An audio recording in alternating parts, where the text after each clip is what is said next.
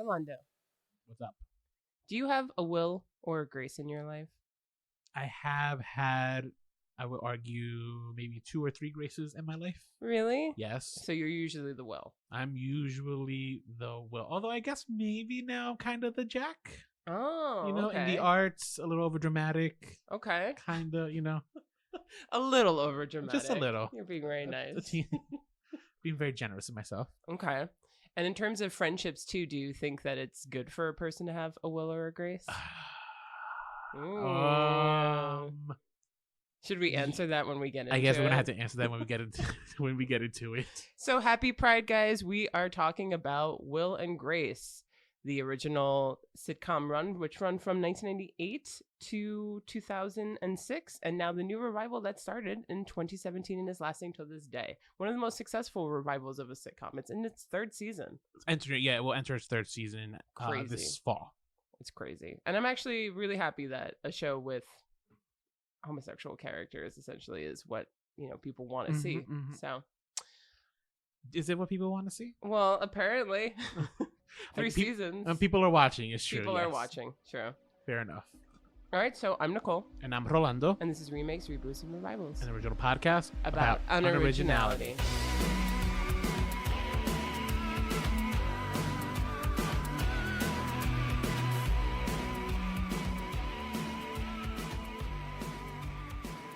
So how are you today?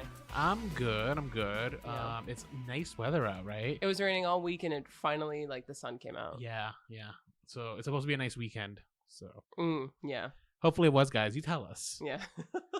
Since you guys are listening to this on Monday. So here we are, just me and Rolando today. We don't have Eddie and we don't have Josh. We're starting to think that they're never coming back.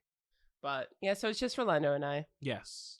But we're really excited to be talking about Will and Grace, a pretty prolific sitcom with diversity in it, which is really nice. Diversity, quote unquote. All right. There's a better word for it. I can't having think of it right now. Having a homosexual lead. Yes. I would say 2 homosexual leads, right? Because Jack, by the end of the series, he was always the main character. He was one of the core 4, but he becomes front and center. He becomes one of the main characters. That's true. He's not just a supporting role for Will. He's not a foil. This is true. And by diversity, rich white people, middle class white people. I mean, these are all very very diverse. Yeah, affluent jobs. Karen is a gold digger, with the exception of Jack, right? But Will's a lawyer, and Grace is a interior designer with her own freaking office, presumably in Chelsea. Crazy. I would assume Midtown. Oh, yeah. Maybe the buildings are kind of tall for Chelsea. Right. Well, whatever. She lives in a New York that doesn't exist, essentially, though. Who? All of them, but Grace in particular, with her life. I think they all live in a New York that people thought was real when the show came out. And that would also be around the time Friends was around. Right. So these were very... Yes. So this is what pop culture made New York seem like. Yeah. Like it's like a place for successful middle class to upper middle class to high. Yeah, it could be just you and your friends bumming around, or you could be a successful lawyer and you can all share the same space. But there's usually a level of affluency that like someone like you and I feel like could not really aspire to. Yeah. Usually. And all these shows make it seem like Brooklyn is worlds away. So yes, Brooklyn it's true. Is not Manhattan. Because this is before the Brooklyn, Renaissance, I guess. Yeah. Yeah, this was when Brooklyn was a joke, apparently. Right. It's crazy. It's so dated. So Will and Grace. Just jumping into it. Will and Grace was a sitcom. As we said, it debuted in 1988, the year I was born. No, it debuted when I was 10 years old, though. Mm-hmm. And I actually really remember when the show came out and kind of watching it half-heartedly growing up. It ended in 2006, so it ran for 8 seasons. It was created by David Cohan and Max Muchnick. Actually, along with his creative partner, David Cohan, he created Boston Common. I have no idea what that is. Boston Common with William Shatner. Boston Common? Oh, no, I'm thinking of a different show. Never mind. Yeah, I was like, no. I know the show you're talking about. It's Boston something, but it's not. It is Boston Legal? Maybe that's. Okay, yeah. Well, Boston, whatever. So he wrote a show that we don't know called Boston Common. And Good Morning Miami, another show that we don't really know. No, yeah. Yeah. So great. Yeah, Will and Grace was definitely their big claim to fame. Yes. Do you remember a show around the same time called Dharma and Greg? Yes. And I remember they were like kind of competing with each other. Dharma and Greg. Weren't they the same network? I think they followed each other. I think. I don't know about. Also, I never saw Will and Grace on. I only saw it in syndication. I never really saw it while it was airing, despite the fact that I was watching Friends like as it was happening, right? But I was not watching Will and Grace as it was happening. Oh, I didn't know that you were watching Friends when it was Hell happening. yeah! I remember 8th grade, like telling the classmates and stuff what happened when that Rachel might be pregnant. Oh God, that was when the show really lost itself. How you wrong on every? That's like the best season finale. The Joey one. No. That was the one after. That would be the season finale after. Oh, when she finds out she's pregnant. When she finds out she's pregnant is when shit is like real in that show. It's just like, oh shit. True. But we're not talking about Friends. We're talking about the other city Friends here. We're talking about Will and Grace. Yeah, the ones that followed them, right? Friends was at 8, Will and Grace 8:30. Yeah, that sounds right.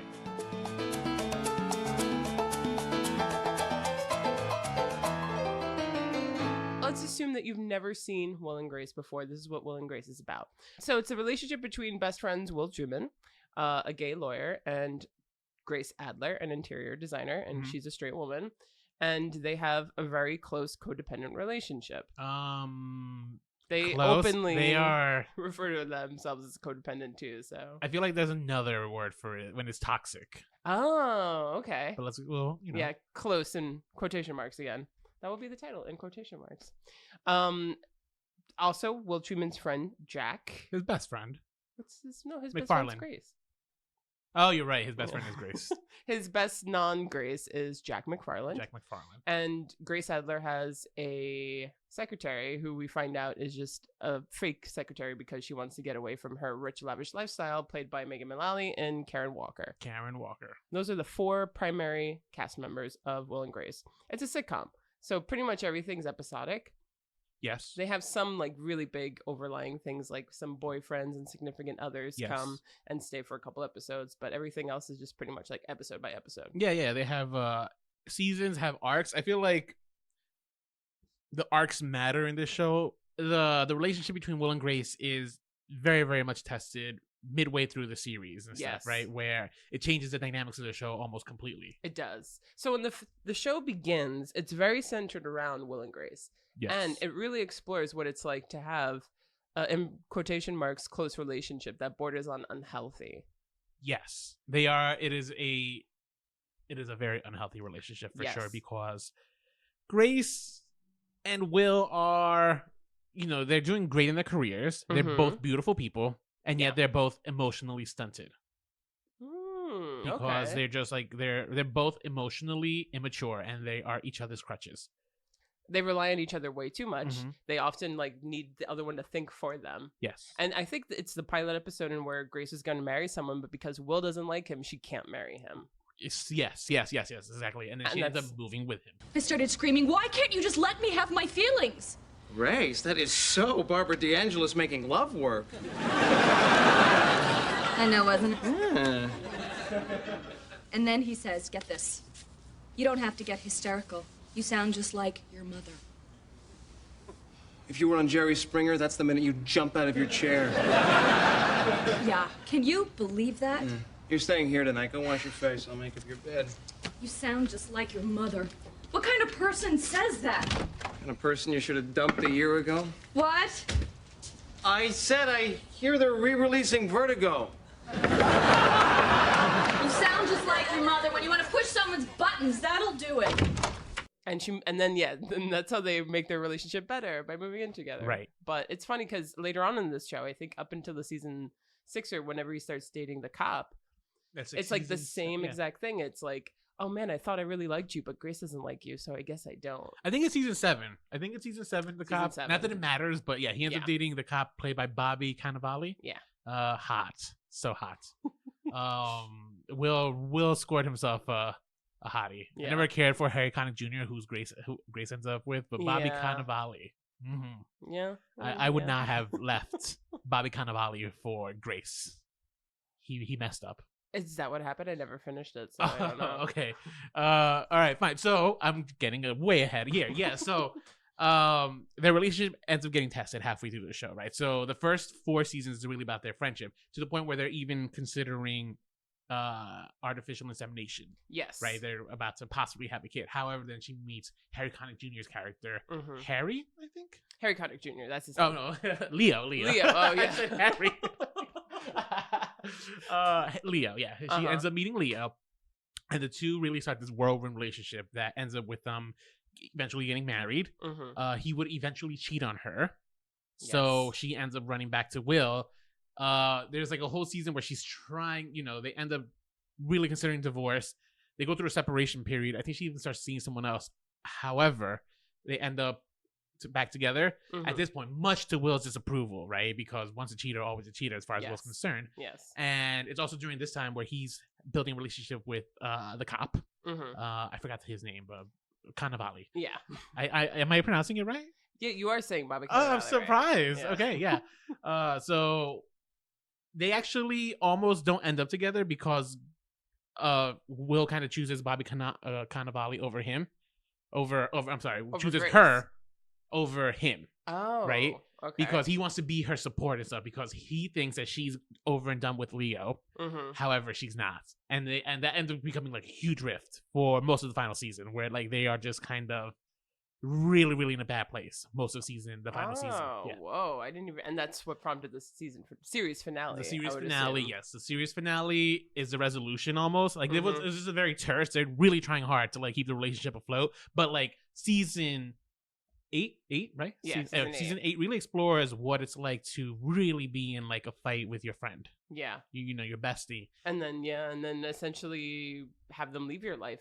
And that's, so the early seasons really focus on their relationship and their dynamics, and it really explores like the quirks of it, whether it's good or it's bad. That they depend on each other too much. One of the season's finales, he finds out that Grace is having an affair with his boss, but his boss is seeing someone else. So he quits his job over this. And Grace is like, I'm actually okay with having an open relationship with him. Because she's seeing someone else too. Yeah.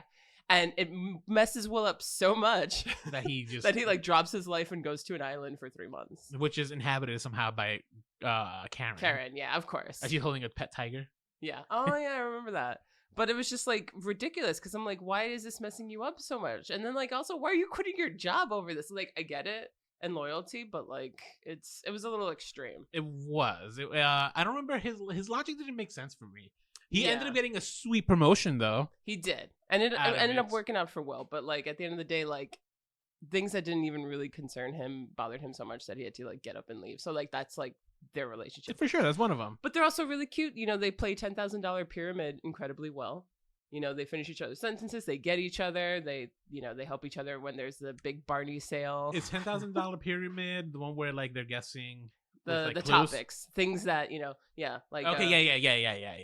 Okay, so yeah, I got it. Before we get into Jack and Karen, because they're really big characters within themselves, I just want to talk a little bit about more like Will and Grace. Who do you think is the unhealthy one? I would say Grace is more unhealthy than Will. Why? Grace is kind of shown to be the more neurotic one, I think. Right? She's definitely the crazier one out of the two. Yeah. I also think that she's the more immature one. Where Will is constantly coddling her, she's constantly needing to be coddled. So Will has this desire to constantly coddle her, but like she also just wants to be coddled. All right. She doesn't like to do dishes. She's constantly financially unstable. Yeah. Despite the fact that, that's why she lives with him, right? Because she necessarily can't afford like her own lavish apartment on her own, despite the fact that she will try later on. But we see that that'll blow up in her face and that she just can't. You know? I think Will's the worst one, just because I think that he kind of likes to control Grace. I think he makes fun of her a lot when she's not there. They all make fun of Grace. But like that's when that's your best friend, like be a little kinder to her, or like defend her.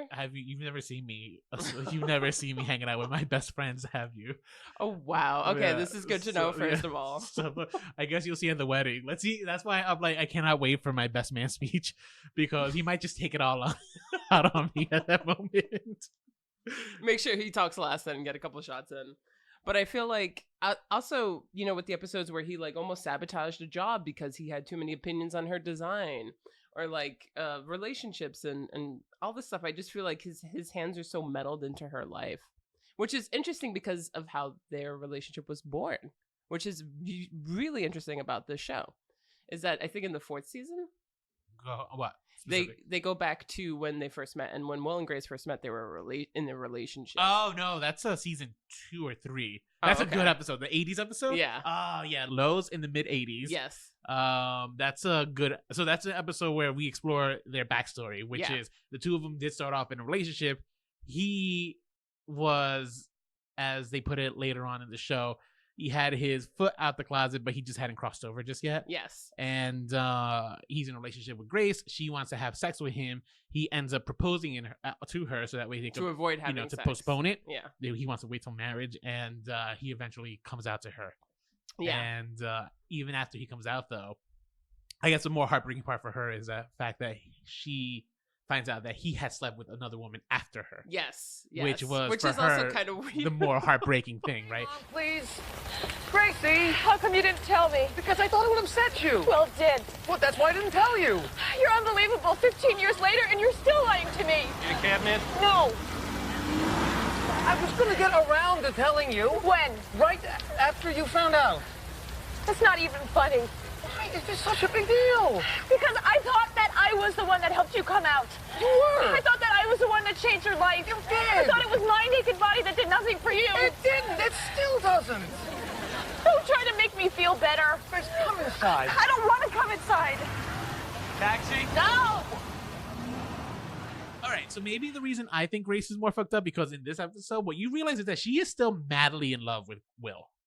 And I think that she becomes the more problematic one because Will's not leading her on. Will knows damn well that he's gay and he's no interest in her. She almost can't wrap her head around, like, I guess she understands that he's gay, but like on some other level, she is still madly in love with him. I think at some level, I would have she's responsible for that. I disagree. I don't think she's in love with him. I don't think she wants to be with him, but I do think that at some point, you know, when you experience something that's kind of traumatizing, that you need some sort of validation after that. Yeah, that's pretty traumatizing. Yeah. Sleeping with a woman. So like, I can imagine that she's also just like, it's revisiting all this trauma within her and being like, oh my God, this is actually kind of making me have it brought up and I feel insecure about it now. Yeah.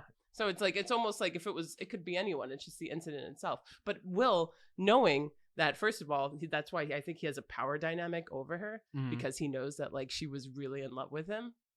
And then like he probably even thinks like when they want to have babies, it's like, I'm sorry, Grace, we're not having sex. And she's like, excuse me? I don't know if you saw that episode, but it's like, yes. I'm not dying to fucking have sex with you, even though we're going to have a baby together.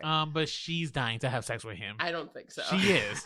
I guess, and it could be your sex reading Grace and my sex reading Will. But I think if you also are aware of somebody being in love with you, then one, set boundaries, which he does not do. He controls her life. He doesn't, I don't know if he, but because she can't control her own life.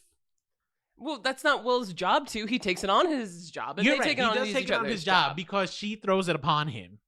She's always coming to him for help. Well, they're all grown adults that can make their own decisions at the end of the day. And Will can make the decision to be like, I'm not going to make you codependent on me. But he very well does it. And I think he likes having the power over her. I think it is because the problem is that they're both like in love with each other. They just can't like.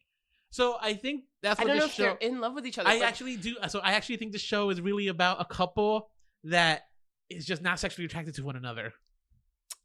That's what I appreciate about this show. They're soulmates. They are. That's the one thing that I really actually like about the show, especially the first couple of seasons, is that these are people with like a really complicated relationship.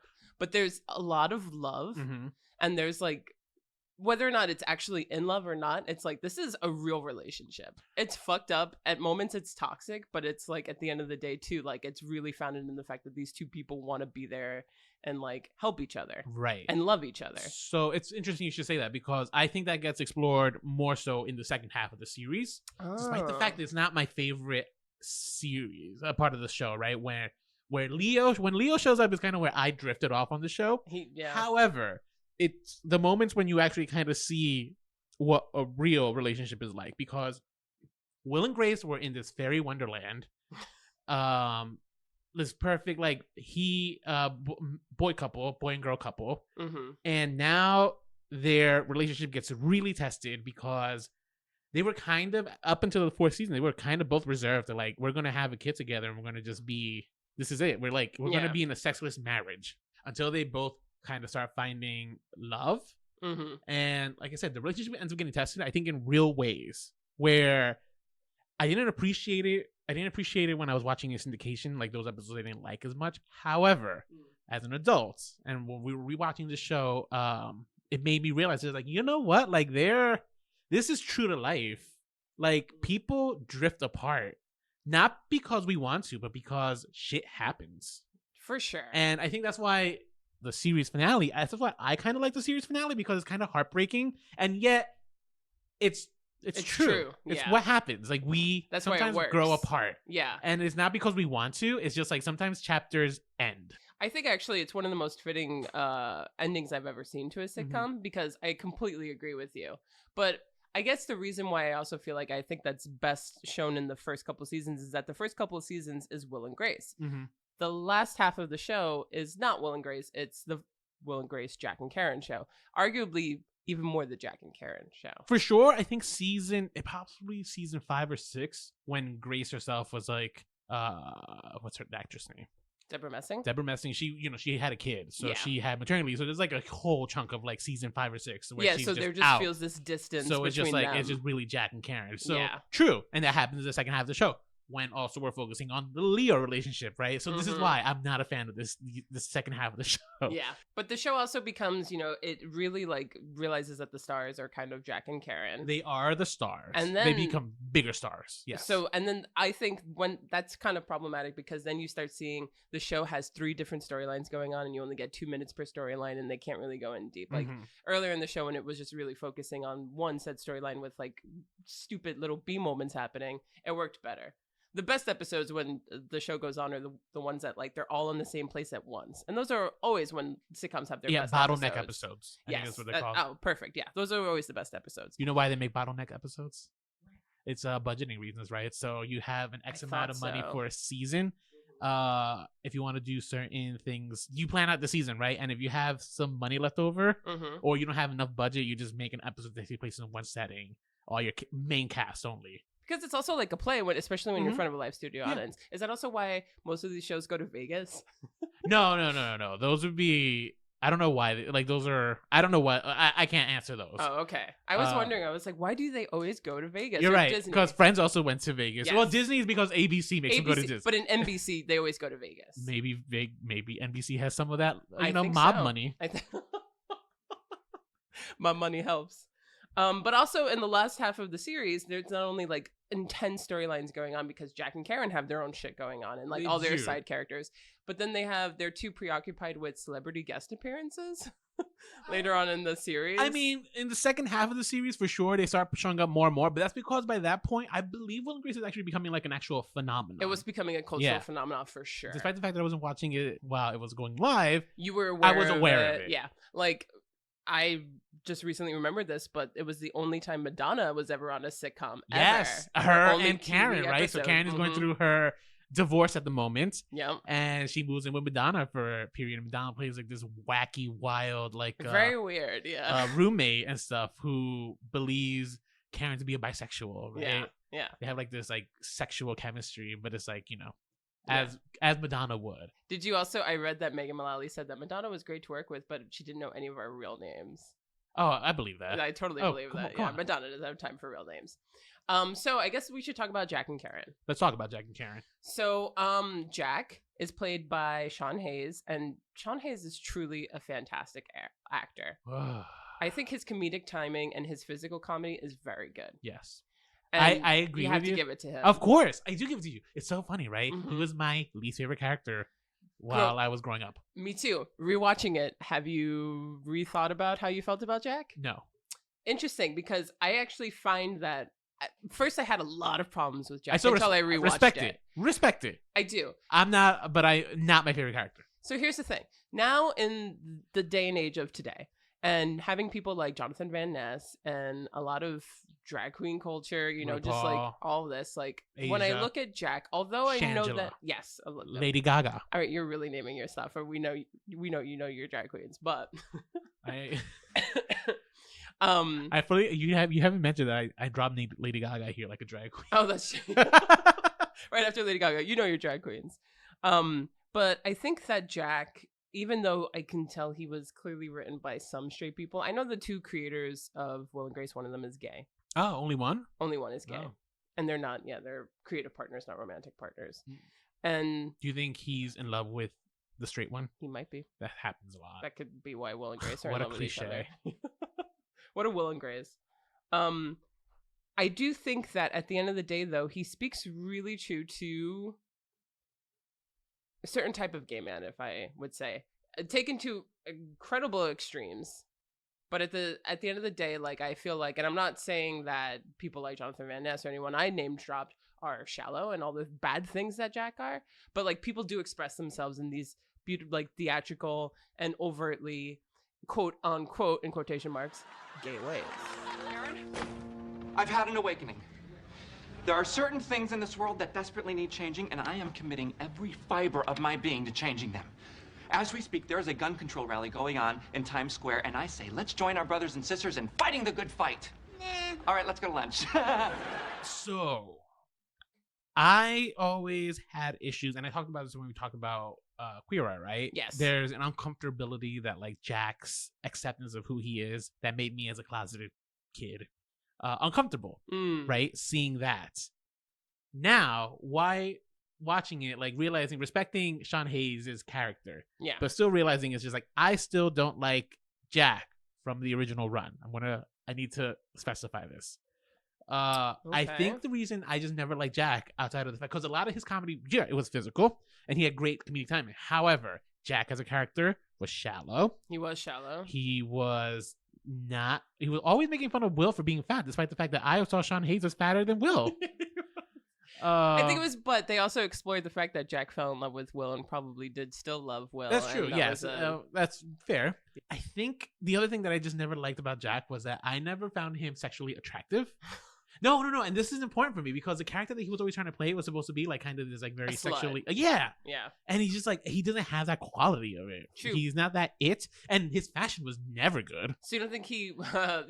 That's the one thing I was like, why did they make him dress like that? Yeah, he dresses hideously. Yeah, it's very weird. I actually liked Will's style better because he looked like sexy casual, I guess. But Jack looked like just frumpy. Jack also must like speak true to some demographic gay out there that we're just like not aware of, because like also when he joined like the gay man's chorus, like they all were like dressing like him. So I'm like, okay, this has to be like maybe it could be like New York kind of like gay it could thing. be the original hipsters. It could be, you know. Because if you think about it, Jack was basically, if he was younger, he'd be a millennial. Yeah, just like this, like freelancing, doesn't know what he wants to do with life. Like this is everything that like old people hate about millennials.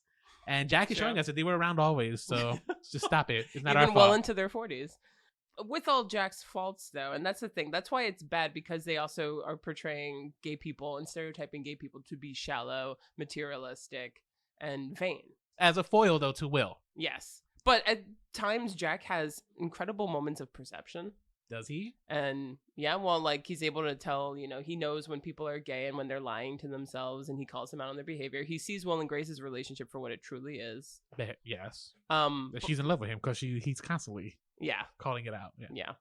But I don't know, like he's very funny. He is. He's a funny character. Like, I just still, Sean Hayes is very funny. In the original run, I can't jive with Jack. Yeah. Despite the fact that he is undoubtedly the funniest character. Yeah. So even rewatching it, I respect the character. He's funny. I'm just not down with, I guess, nothing happens with Jack from the beginning to the very end. Nothing happens outside the fact that he's constantly changing careers every fucking season. This is true. That's the only thing that happens with Jack. Just Jack. I feel like he's a little bit more real, and that's why I wish that he wasn't so like shallow and vain, because he is more real. Alongside his counterpart with Karen, who is incredibly unreal and unrelatable, and that's why people like her. She is. And she's like, anything can happen with her, and that's why like it gets very farcical and larger than life. Anytime it's a Karen related storyline, it is. Which is really crazy because I truly believe that the strongest actor out of all of them is Megan Mullally. Oh yeah, and that's why she's my favorite character of the whole series. And in the revival, I'll jump ahead and say that the person who's the strongest in the revival is Megan Mullally. Oh, disagree. Oh, okay. Okay, but well, we'll get to that in a bit. So Megan Mullally's turn as Karen, I think, is pretty, like, everyone knows who Karen Walker is. Everybody knows Karen Walker. And just has unbelievable comedic timing. Yeah. Really embodies her character. Mm-hmm. But, like, at the end of the day, like, everything she does is just ridiculous. There's an evolution. Yeah. Like, seasons 1 and 2, like, she's a little more subdued. Mm-hmm. A little, you know, we get the joke that she likes to pop pills, she's an alcoholic, and she has like very little empathy. Yeah, very little empathy. By season 3, they're really embracing the fact that like she's kind of cold and callous, and like really kind of making her a caricature of like the evil stepmom. Basically. It gets a little ridiculous. She steps foot in a laundromat and she's like, "What is this place, honey? Where am I? What is going on?" Or where she's like a maid in the hotel, and she like what's it called? She's cleaning stuff with like the wrong end of the feather duster, right? So basically the stick. Yeah. She's just scraping the stick off the furniture. Although I did like her backstory in Lowe's in the mid 80s when she's trying to tell the story of how she got proposed to 3 times in one night. And one of them with Martina, the tennis player. Yes. Martina Blakovic? Something like that. I could be making that up, but it's definitely Martina. Was it a real person? She's a real person. Oh, that's I know. why. She's a real tennis player. That's why I was like, that actress is terrible. That's the joke. She was and she was like a lesbian, right? And she proposed a pro lesbian. So that's the thing. But that's the joke is just like, but Karen, I was straight before I met you. That's so.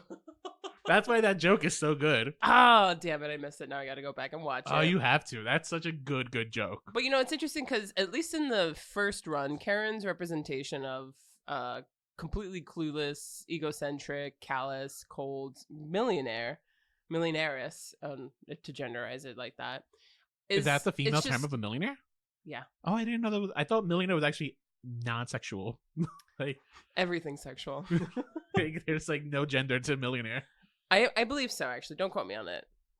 But she kind of just is there just to be fun and have fun and just to throw things at her. Where in the revival, that kind of changes. And she starts to actually stand for something. Like, they don't really explore her role as a rich person and her dynamics with the people in her life, other than the fact that she doesn't really care for them. They started exploring it a little when she goes through her divorce with Stanley. Yeah. Right? Because Stanley will cheat on her. Yeah. He will eventually die, but then he'll come back again for some reason. But yeah. It's around that point. Like, the season where Madonna shows up, right? That's where they start exploring Karen, not just the rich bitch. Yeah. But now Karen... former rich bitch going through a divorce. Yes. You know? And trying to be real, trying to have real experiences and all this stuff. Like living with a roommate and going to a laundromat. Right. So stupid. I know it's scary. Hey, when I started working in the corporate world of Grace Adler Designs, I was terrified. Would she like me? Would I be good at my job? And now, look at me, honey. I'm one of the richest women in the world. Yes, there's no connection, but if you pause in the right places and emphasize the right words, it sounds very inspiring. So, okay, what do you think about her relationship with her maid, Rosario? Oh, I used to laugh at it very hard. It makes me very uncomfortable now. I don't know if I'm comfortable with it. Yeah. Because we talked about this before, right? When we Arrested Development? And I asked the question, just like, well, when do we know it's like not racist? Yeah. And technically speaking, though, this is a problem when you have a lot of white writers and like your show is centered around white people. Like, anytime they write a minority character, they're always written as the other. Yes. And that's how Rosario is written here. She is the other. She's the other from another country. Mm-hmm. She is English isn't her first language, so she has an accent. And I feel like some of the jokes that Karen says at her expense are kind of mean-spirited for sure. Very mean-spirited. However, Rosario's character gives it back too, though. That's where the complexity lies in the way that they show this relationship. Like, she treats her like a maid, she does terrible things, she makes her go to jail, and like all of this stuff speaks down to her. But then at the end of it, they look at each other and they're like, "I love you so much," you know. So it's this weird thing. It does make me a little uncomfortable, especially because the actress who plays Rosario is not even Spanish, and so it's like, I guess she's not. She's not. Her name is Shelley Morrison, and she's Jewish. No way. What did they do? Just like spackle a lot of like bronzer on her? Well, you know, she's just a good actress. okay. You think she like physically looks? She physically looks like El Salvadorian. Maybe they did. I mean, there was a lot of light skinned. Oh my goodness. Spanish people. Yeah, no, I'm aware that there's a lot of light skinned Hispanic people. I'm just saying, it's just like she's not light skinned at all. You know that and a lot of dark skinned Jews. You know, like during production of the show, she was arrested for shoplifting, right? Was she? Yeah. I think it was like maybe season 5 or 6 when she got arrested for shoplifting in real life. And I remember I heard it on Z100 here in New York. That's like our radio station. Yeah. But I remember hearing it, and the joke was just like, because they had just all gotten like this major pay raise. So the joke was just like, I guess she didn't get a pay raise. Yeah. Despite the fact that after season 3, she was technically main cast anytime she was on the show. Yeah, that's interesting. Uh-huh. I totally forgot about that. Yeah. I'm like somewhat remembering that now. I feel like also portrayals of Spanish people as maids just kind of like stunt, where we are. I mean, for the 90s though? Or what 1998 and well into the 2000s, so 21st century. What was like positive Hispanic representation back then? Because I'm pretty sure if we weren't a cholo. Do you call this positive? No, but that's what I'm saying. It's just like, what are we comparing it to in that of that era? Yeah, well, not many, but now that Will and Grace is back, although Rosario not a part of it, it's just like she did. Not the actress. Rosario herself is dead. Speaking of Karen, though, mm-hmm. I actually, if I really wanted to be honest with myself, I don't want a Grace in my life. I want a Karen in my life. Because she's unreal, but who doesn't want a Karen in their life? Because she's a sugar mama. Yeah, of course. Like, that's like the better relationship. It's so funny, right? Because she is for Jack what Will is to Grace. Yes. Jack and Karen are actually, by the end of the series, end up becoming foils to Will and Grace. Except the roles are reversed, right? Where Karen is the one who supports Jack in his, dilly-dallying. Yeah. Like he and Karen was just so cool, And I think the other thing about the show that I really like is how hypersexual and how comfortable they were, the women. Like both Grace and Karen were very, very assertive of their sexuality. Yes. Karen she's basically bisexual. Yes. And Grace, though she's looking for the one, is not, she's okay with sleeping around, and she doesn't feel like she's more sexually active than say Will is. Right, but that's also the stereotype of gay men being sexually active. But Jack is super sexually active, right? So there's all types of. So Will is like the prudish one, but they never, even though like Jack is the butt of jokes for being hypersexual, also they never shame him though. There's not like slut shaming that happens. Occasionally you might get a joke here and there, but like they never really like. They just make the him. joke about it, but they don't shame him for it. That's true. Can we just talk about like the fact that they have some really big names playing like characters that come back frequently? Debbie Reynolds. Debbie Reynolds is the mom. Yeah, is Grace's mom. Yes. Blythe Danner and Sydney. Who? Sydney Pollack are Will's parents. Oh yes. Just a bunch. Gregory of Peck. Gregory. I know who you're talking about. Gregory Hines is his Gregory boss. Hines. Alec Baldwin. John Cleese. Minnie Driver is really great. Minnie Driver. I do like Minnie Driver. I do, but like, again, that's kind of where the show starts getting a little crazy. Yes. Like anytime that pitting Karen against like a younger stripper. Yeah. It's already like kind of going a little wild, like coyote. True. Although I do think that Karen's best arch nemesis is Beverly Leslie.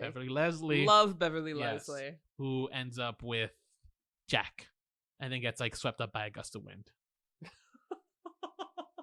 Yeah, that's what happened. That's how his story ends. I didn't know that, but he came back in the revival. All right. Now I think it's a great time to talk about the revival. Let's talk about the revival. Let's flash forward to 2017? 2017, yeah.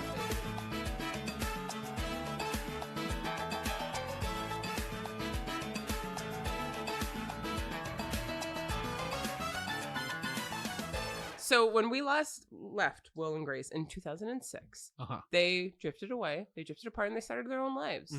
And they both got married and they both got into their domestic, boring lives. And they kind of didn't really have the Will and Grace life that they had before. Right. And then the show fast forwards to when their children are of age, they meet and they fall in love. Yes, which I thought was cute. Very cute. It's actually cute because the way it's edited, right? You think it's just like we're revisiting the two of them. Yeah. Like the first cut is, they're both like very lamenting the fact that their relationship is over. That's a chapter of their lives closed. And then the next scene is like we see 2 college kids moving out. Redhead, Jack, well, not Jack, Will looking character, and it's like, oh, okay, so we're like seeing a flashback, and it's just like they say their names, and you can hear the audience kind of gasp. It's just like, it's just like those are the kids. Yeah, and it's a kind of sweet. It is very yes. I thought that was a really and cute they end up getting married. And I think that was a great ending. So the revival though kind of ignores all of that. Yes. So all right. We're talking about the revival. Full disclosure, I actually was not able to really see much of the first season because it's no longer available. Yes. Nicole, have you seen anything from the first? Just like 2 or 3. Okay. Did you see the very first episode? What I saw was that they actually did a first 10-minute video in response to the 2016 elections. Yes. Mainly for Hillary Clinton. That was the first time they all got together again. Yes. So that's technically the first. Right. The real first episode, though, kind of addresses the fact that, like, there's no continuity anymore. Yes. So because I saw the first episode when it had come out, and full disclosure, not the best episode. Yeah. However, I saw this one after that, which is a lot better. But to my understanding, though, a lot of critics said they were able to review, I think, 4 or 5 episodes from the new season. And they said it's just like the first one is undoubtedly the worst one. It gets progressively a lot better. I see. Because they have to, it's just like, it's back now and we have to address all these things and create this new normal. But they were also very hyper political. They really, really were talking about the Trump election. I see. And so what happens in the first one is just like we're seeing all the characters coming back. And Jack breaks the fourth wall at a certain point where he addresses basically is just like, oh, that's right. You don't have a kid and neither do you. And then he looks at the camera. Are we clear? And they kind of move on. So basically, I have a theory. We're in 2 different timelines. I think actually this show takes place before season 8 happens. Because by season 8, Grace is not back together with Leo. Right? At the beginning of season 8. They don't start getting back together until the end. Okay. And so I think that they just never got back together. So I think they just undid the final season. And now we're kind of seeing like an alternate timeline. Just like Roseanne did, yeah. I mean, when Roseanne was revived, they did that too. They just forgot the last season. I didn't see that, so I can't say, but I believe you. Smart. Yeah. I think that it's kind of weird that they're well into their 40s and still doing this. I mean, they would have no show, of course, so they have to. But it also just makes me be like, this is kind of like, why would I even want to watch a show about people in their 40s doing what I watched a show about people in their 30s doing. Right. Because if you think about it, now it puts Will and Grace in an even worse position than they were at the beginning of the series. True. Because not only have they been emotionally stunted for all those years, it just carried through until well into the Trump era. You know? Yeah. And I mean, 40 is the new 30. I mean, sure, they look like they're still in their 30s. No, they don't. I think so. No, I think they all look pretty good. I mean, they're pushing 50. They are pushing 50. So they look like much younger than pushing 50. They do. I mean, I'm not trying to say they look terrible, but they definitely look older than 30s, except for Megan Mullally, whose skin is fucking flawless and has taken amazing care of herself. It's called lots of work, I guess. But like Will has definitely had work, and it's noticeable. Oh, they've all had work. And so Jack is the one who I think who's had the most work. Yeah, it's like very lots sad of to fillers. see. Yeah, but because I think they also look pretty good. Yeah. The one who I think actually looks the best, I think, is actually Grace. That's so funny. I kind of think she might look the worst. Oh, really? I actually think as I was watching this, I was like, you know what? Well, as rewatching the series too, I never found Grace sexually attractive. However, rewatching it now. Now you do? Now I think she's gorgeous. She has a very beautiful face. She's a beautiful woman. And those beautiful locks of hair. There was something so natural about her in the original, and just because I noticed, and I'm like, you touched yourself, like, and you don't have to. And like when women do it, it's just I notice it a little bit more because then it's just like now you don't look natural anymore. So I think maybe I'm also less critical of people touching themselves up because I plan to. Yeah. So you're just No, so I'm gonna go the Diane Keaton route where I don't touch. I mean, the moment Gray comes, I'm not doing anything about it. So that's the only. You're like thing. gonna be like the 0.1%. Yeah.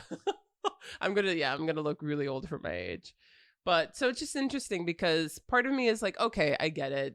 40 is a new 30. Why can't they be doing this? Like that's probably going to be me well into my 40s anyway. So I shouldn't even fucking judge. But it's just a little odd. I agree with you 100%. Don't really know why. No, I know why. Post-Trump, gays are kind of coming the enemy, I guess, quote unquote, to the conservatives, more so out in the open publicly. And as a result, what smart decision on the network to be like, all right, well, let's put them front and center again, specifically to a demographic, because this show is not for fucking millennials or younger. No. This show is specifically for the people who are watching Will and Grace in their young adult lives, or maybe, late teens. Although I will say my niece Megan, who's 25, 26, loves this show. It's her favorite show ever, and she's like watches the current. Yeah, great. So I think Will and Grace is also kind of like not to the level of Friends, but like still like a lot of young people are very aware and do watch it. I mean, my friend just stayed over the other night, and I put on Will and Grace, and she was like, "Oh my god, I love this show," and she's 27. No, great. So I will say that at least I do think that it has actually a pretty strong millennial following. That's good. I'm glad. Yeah. I genuinely think that the show was actually intended for older audiences. Yeah. Because even some of the jokes feel dated, and I guess the reason I'm also thinking that is just because remember when we talked about One Day at a Time, multi-camera shows are just like not a thing anymore. They're not. This show is not only a multi-camera show, it's also filmed in front of a live audience. Yeah, and they say it at the beginning of every episode. Yeah, like we're like it's back in the 1950s again, Yeah, which I like it though. That's I do too. The style of it. There's a style of writing that you have to do, and good for the creators of Will and Grace here. They nailed it. Yeah. They are doing a lot better than I thought they would. Me too. To be totally honest. I didn't think they'd make it this far. Yeah, especially after watching the first episode. The second episode was a lot better. Yeah. In which, and this is why I start liking Jack as a character, they start exploring Jack now as an older homosexual in the world of Grindr, in the world where you're going to nightclubs and stuff, and the people are younger. Because, granted, I'm not going to nightclubs, gay clubs anymore, or ever, I guess. But, it's got to be hard to be single and not look perfect and trying to be on Grindr or Scruff or any of these dating apps. God, for sure. Don't you feel so devastated just saying that out loud, though? That's like our culture. That's fat. Hang on. The beautiful people have always had the advantage. All right, this is nothing new. True. I mean, yeah, we would expect that, and maybe Jack is just a sad reminder of the fact that. Yeah, the gay community too is incredibly shallow and really terrible to each other, and just like Jack, also discriminates against one another. And Jack in the early part of the series was very, very he was that bitch, and it's great to see in episode 2, seeing him get his comeuppance a little satisfied me, but it also humanized him a lot for me. It did. I mean, Jack is very different now. Yeah, in the revival, and. Yeah, he almost seems a little bit more grounded. Of course. Especially with his boy. He gets in a monogamous relationship. Yes. So in this series, Revival, they have to address the fact that, one, people have died, and that people don't want to come out of retirement for it. Yes. The big one being Shelley Morrison, who played Rosario. Yes. She did not wish to come out of retirement and join. So they made the choice to respect her character and kill her off. And they have a whole episode of a funeral. Yes, the quinceañera. Yeah. What Karen style, she throws her the quinceañera that she never had. I saw that episode. You saw it? Yeah. So I guess I've seen 3 episodes. Good. Again, the smart thing they did in the show is kind of like start humanizing these characters. Yes. That's for sure one of the times we see Karen humanized. Very few times in the original run. Yeah. The only times I could think of is like the fact that she thought she might have had a child. And she was in a nursery. That was a kind of a sad moment for her. That would be it, actually. The only thing I can think of. But here, she realizes like how important Rosario was in her life. Yeah. And really, when she's supposed to give the eulogy, she can't come to it and stuff, and kind of has like a moment where she just goes to a bar and stuff and just like crying. And then all the characters come and try and persuade her to come talk. And then when she does go and she speaks to Rosario, there's no jokes. So that was nice. Yes. It was a good choice for Karen. A bit, it's really interesting too when like you get these serious moments in like a sitcom like that. Yeah. Yeah, where it like really humanizes it and it brings out, and it just overall it reminds me of like the Andy Warhol quote where it's like I can cry at like Rosario dying in Will and Grace. Andy Warhol did not say this. Obviously. I was going to say, she's like, oh, I didn't know Andy Warhol was a fan of Will and Grace. I didn't know he was alive for that. But like how you can watch like a television character die, cry and feel more about it than like people in your own life. So it's just like, that's how media works. That is how media works for sure. Yeah. Wait, okay. So do you judge people who, if a character dies on TV and they feel like a really, really, really intense sadness, do you judge them? It's not that I judge them. It's that I look at it and I'm like, whoa, like, look at how deep our connections are to media, and look at how detached we are in real life. That if I were to tell you, oh, hey, my mother-in-law is dying, it's like, oh, that's sad. Yeah, I'm sorry. No, I'm as I would say, but maybe as someone who wanted to be a screenwriter, keep in mind, like, that is kind of the goal. Of course, and that is the power of media, right? But it's also it's a fascinating thing. I don't have a problem with it as much as I'm deeply fascinated by how we are drawn more, and like I feel like media brings up tears and reactions and real emotions within us, while sometimes we go through our life just flatlining. I cried during Selena. Aw, yeah, because yeah. But Selena was a real person, though. Selena was a real person that you never met. So what does that I did not meet her. Yeah. So I think she was a real person. So that's true. That's true. I know her music. Yeah. Yeah. And Jennifer Lopez, who was in Selena, was also in Will and Grace. She was in 2 episodes. Great, but it's like we'll watch like a famous person's funeral on TV, but we won't like attend like someone we know who died. Like not unless it's our mother or our father or a close family friend. But like if if a coworker of yours, their parent died, would you go to that funeral? No, that's weird though. I guess that's like I would go to a coworker's parents' funeral. Pay your respects. That's what funerals are all about. I'll go to the wake, for the not to the funeral. Oh yeah, sorry, I'm confusing the two. Okay, yeah. They're all the same if it's the wake, that's different. Yeah, I feel like a funeral for sure is more like. True. We're really getting macabre here. We are. Let's digress from this. Let's go because Will and Grace is not a macabre show. No, it's not. This is actually. They're kind of going into the wacky zone. They are. These 2 seasons. All right. So we've really watched a lot of season 2 because that's what's on Hulu. Which is a shame because season 1 apparently has a really good episode where they explore conversion therapies. Oh, yeah. And I really would wish to see that. But basically, I know the plot of it is that Jack has an estranged son. Mm-hmm. He returns to his life with a grandkid. And his estranged son, his new wife, I believe they're married. I think they might not be married, but she's conservative. So when the 10-year-old kid is like showing tendencies of being gay, her reaction is to send him over to a conversion therapy camp. And one of the counselors at that camp is played by Andrew Rannells. And clip. Okay, great. So let's take a look at this clip. Back in the old days, they used a shock collar to curb any unnatural tendencies. Remember those days, Reg? Ugh, I sure do. They were effective, but really unpleasant. And besides, look at this thing. It's like, hello, aren't chokers over already? Excuse me, I have a question. I'm sorry, sir, but parents aren't allowed in the lodge for another 20 minutes. Oh, I'm not a parent. I'm the director of the new conversion camp across the lake, Camp Kickamo. We don't have a lake. Roberta, let the beautiful man speak. We at Kickamo thought it might be fun to have a friendly competition with the other conversion therapy camp in the area. Well, I think I would have heard if there were... It's a competition, Roberta! There's no way you're a better conversion camp. Oh, really? Yeah. Our success rate is tops in the country. Plus, all of our counselors are now certified straight people. You don't seem that certified, what with your dewy skin and your puffed up basket. I mean, just from that clip alone, like, I wish I could see this whole episode. Yeah, that actually looks fun. Even though I'm like, maybe I live in my own little bubble, but I'm like, do these camps still exist? Yes. That is they have to, so devastating. State by state, they're trying to get outlawed. I think New York actually just became the 7th, maybe 17th. It's a low number, though.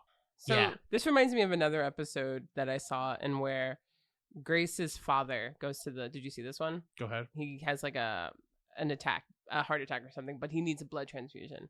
And him and Will just so happen to have the same blood type. But when the father finds out... I haven't seen this episode, but I can guess where it's going. Where do you think it's going? Will can't donate blood because he's gay. No, he can donate it, but the father doesn't want him to because he's gay. Because he's like, I don't know where his blood has been. That's, well, okay. Wow. Yeah, this is what I appreciate about this revival. Yeah. They actually are very, very much aware that they are really talking about right now, today, the struggle of being a gay liberal in America, yes, I guess. Because the nice thing about the episode is that Grace gets really mad. Isn't that she privately tells Will about it, and Will's, when he hears it, he's just like, okay, I'm gonna go to bed. And he seems really sad, and she's like, no, you have to fight. What are you doing? And he's like, you know what? I'm tired of fighting. All I fucking do is fight. I'm tired of having to defend myself every single day. And for just one day, I just want to just let it be.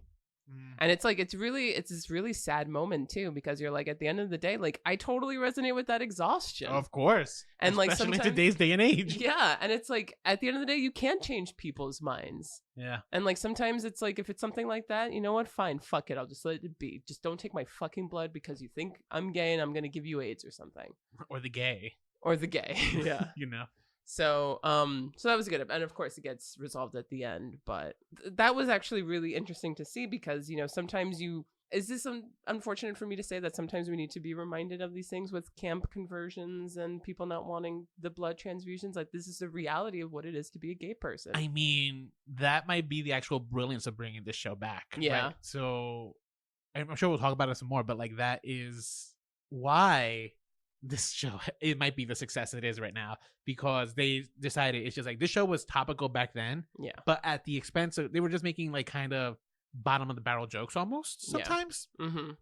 Now they decided, they kind of figured out their voice, or they figured out a new voice. I think because gay life is so present now in our society too, that they're not just making like obscure jokes and it's like, oh, this is what we think you people are. People now know what like the gay community is like and what we're demanding and what we've been through, and we have more of a face so that they can actually respond to that and then play off of that.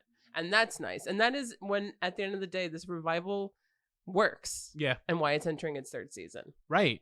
Absolutely. I agree with you 100%. And yeah, so it's not just the exploration of the characters themselves where the show has succeeded. It's also the exploration of like kind of society today. Yes, that too. Like of where we are. Yeah. And kind of how we've made these great strides and how quickly they could get taken away. Yeah. But Grace, I love how they portray Grace as too like annoying liberal who just like wants to turning everything into like a cause. And that is actually my favorite thing about Grace, right? Because she is that annoying liberal. Yeah. However, because Deborah Messing is also that. But we liberals tend to be those annoying people. Yeah. Which is, and that's how people, any Democrat, Republican, whatever, that's how you get shit done. It's funny though, because Will and Grace started off as kind of like a character study of two best friends. Yes. And then it turned into a satirical show that was more about societal, especially now in the revival, it's more like a societal study. Yeah.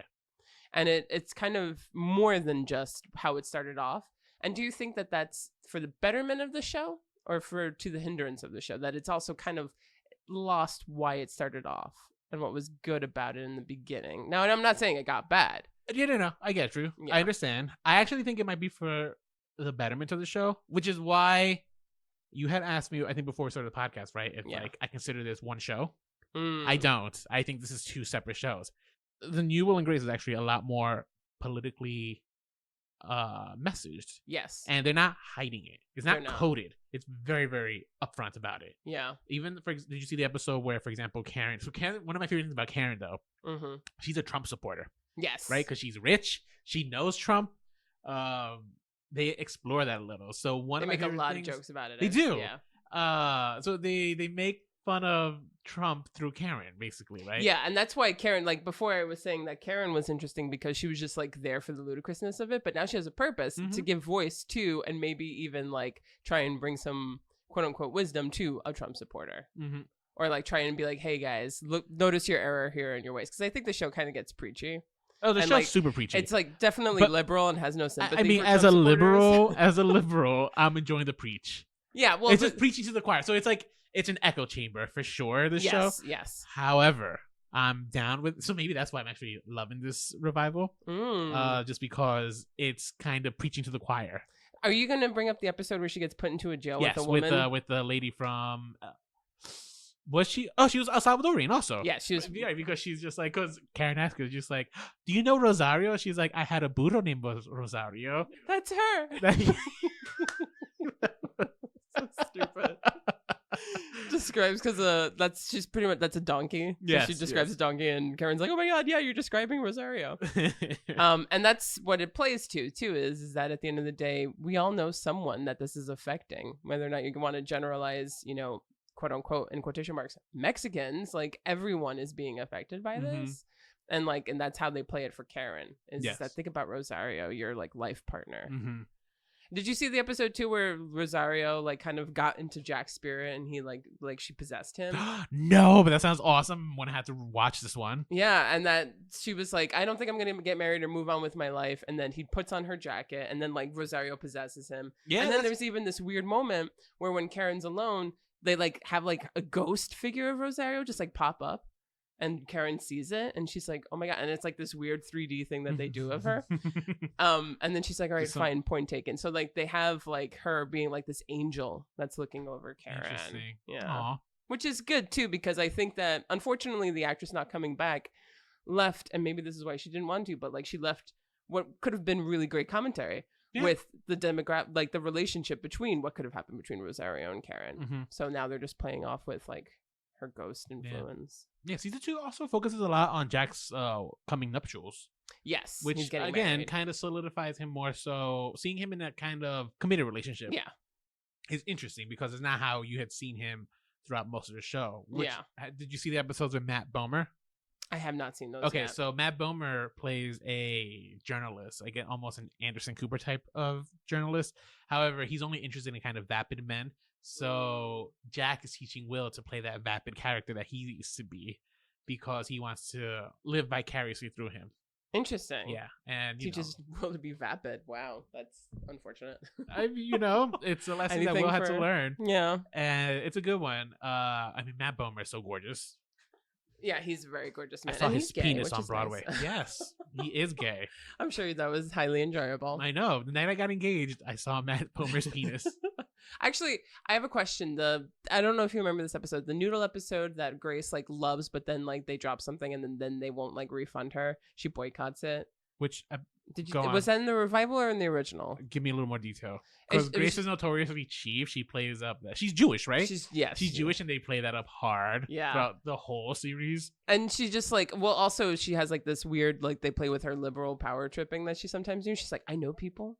Like you're gonna be sorry you messed with me. Right. Season 2 focuses on her trying to run for office or something. Yes. Like president. some interior decorating thing. Yeah. I don't remember what it was. The curmudgeon of the West Side that she has a played by Ross from Friends. Yeah, which is really weird. It's almost as if Ross and Rachel broke up and now he's dating Grace. They're a cute couple, I think. They're okay. I think they look cute together. Yeah, I actually quite liked her relationship with Woody Harrelson.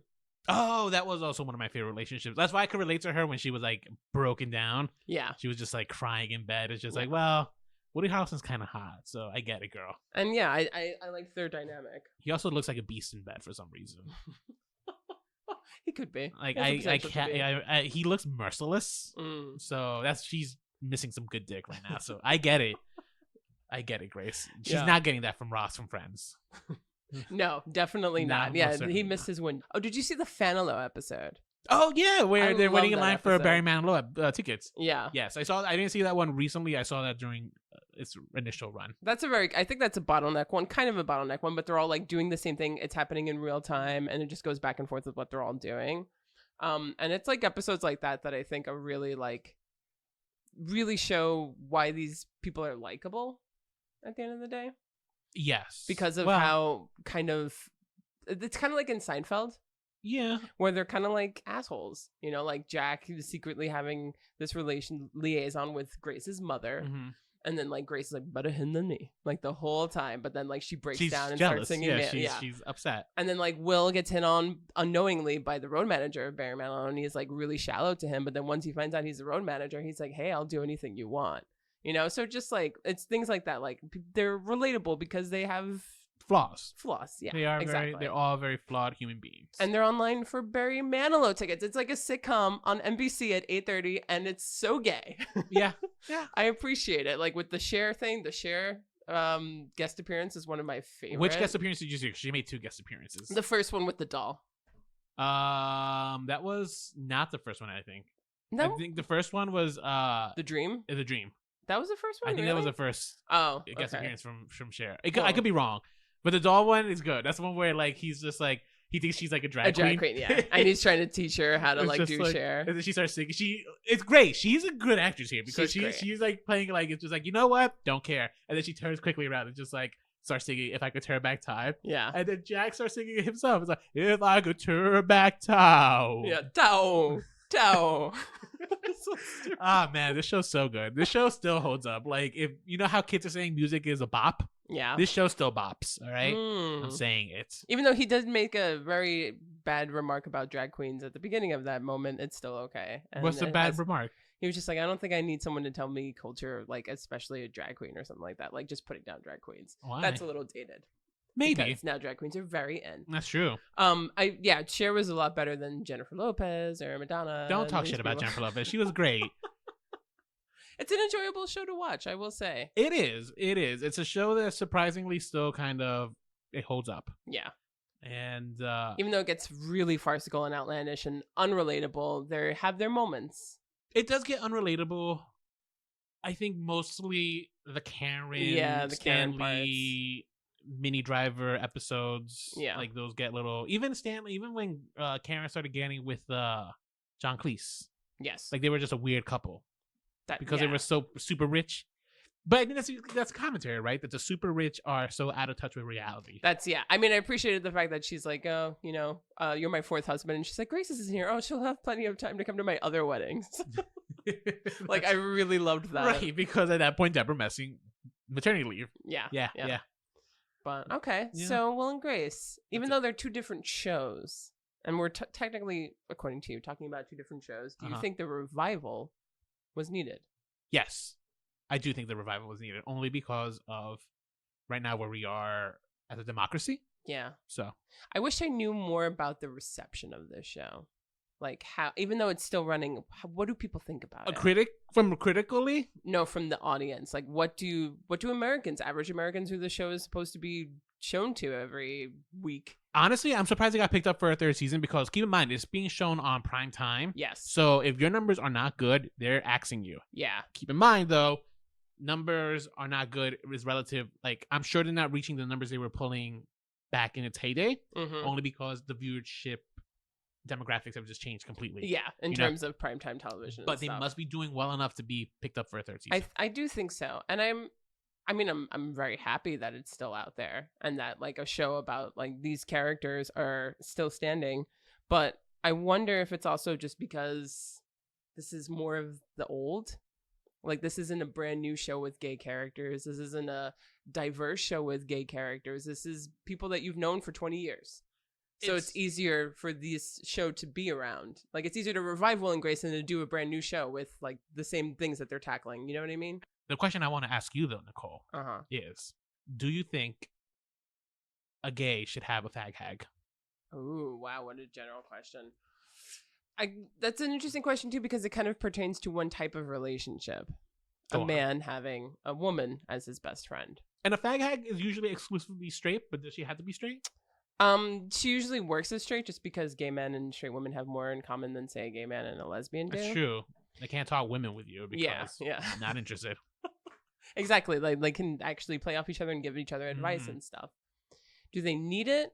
I think relationships where you are looking at someone that one you can relate to but isn't a mirror reflection of yourself, everyone needs that. So, for instance, straight men should have more friends that aren't just straight men. Oh, I agree Lesbians should have friends that aren't just lesbians. So everyone should have a friend that is different. But the relatability between a gay man and a straight woman is what is so unique about that dynamic, is because they're practically the same, but they're also incredibly different. They're like the same thing on the opposite sides of the spectrum. So, I mean, I have no problem with it. I think that everyone needs a different person in their life. Like, everyone should have one of each. Someone in the LGBTQI, like one of those. You should always, have friends from different cultures and different backgrounds. Don't surround yourself with yourself. Right. Okay. Beautifully said. Thank you. What about you? I agree with you. I don't know. So, like I said, I have had at least two. I kind of consider you the third. And they're all from different generations, right? Different points in my like homosexual life. Like one of them is before I came out of the closet. One of them was while I was coming out of the closet. Interestingly enough, named Grace also, who I thought would be my ride or die bitch until she got knocked up. All right, and so now, straight. So it's just like, well, writing you off.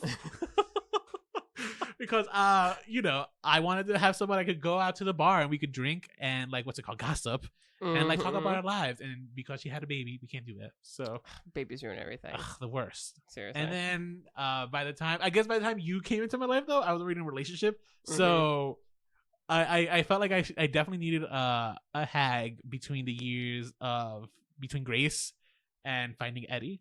Aww, right? Because that would have been great to have someone like kind of, because you know at that point I was kind of lost and kind of figuring out like, what do I want in a relationship? Do I not? And I feel like having, because I couldn't talk to my straight friends about that. Like they were fucking momos. Like I don't know fucking relationships except the one that's been in a relationship since college. So true, and they also can they help you with what it is to be in a gay relationship, right? And like a exactly. lesbian, like you know, and all these things about it. So I get you. Yeah.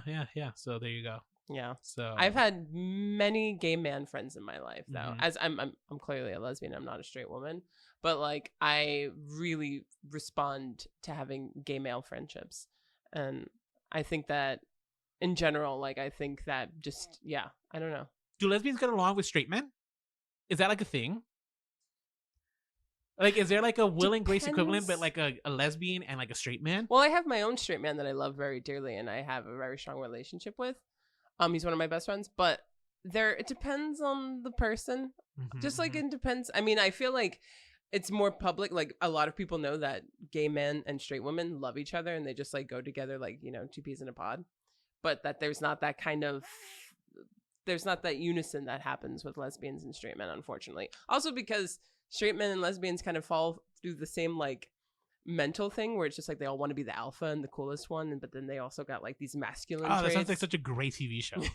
I actually think someone should make this. That sounds like a great sitcom idea right there. Yeah, just like the conflict and like trying to alpha each other and stuff. Because I can't tell you how many times I've been alpha dyked. It's just like, why are you doing that? We're not men. For commentary right there. It is. Oh, write it. Yeah. Right from your experiences, Nicole.